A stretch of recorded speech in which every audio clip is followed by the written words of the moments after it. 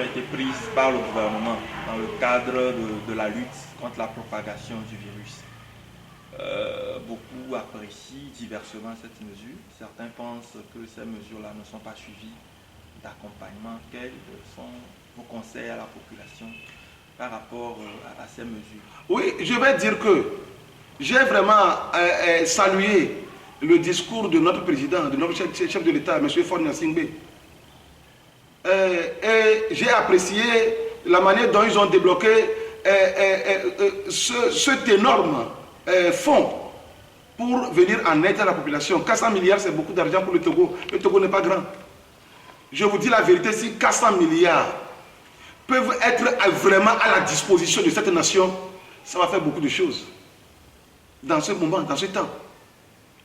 Mais ce que moi je crains est que, comme la tradition au Togo, c'est devenu une tradition au Togo, de voler, de piller au Togo, la corruption, c'est ce que nous vivons de jour au jour dans ce pays. Est-ce que mon interrogation est que si les 400 milliards vont servir à aider le peuple togolais, c'est ça ma question. Si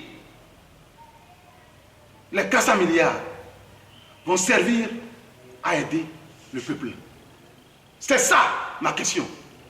Donc,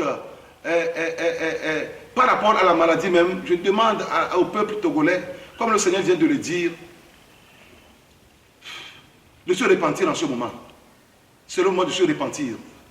Si tu aimais avant l'injustice, c'est le moment d'aimer la justice.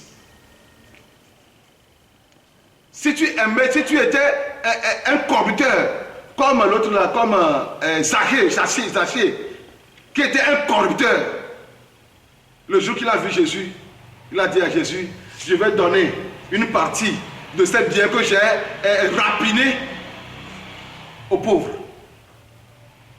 Donc si tu es méchant, c'est le moment de changer. Parce que, au fait, moi, je n'ai pas intérêt qu'un Togolais meure dans cette histoire. Je n'ai pas intérêt. Donc j'exhorte la population, j'exhorte nos dirigeants à la repentance en ce moment. Oui, c'est ça. C'est mon conseil.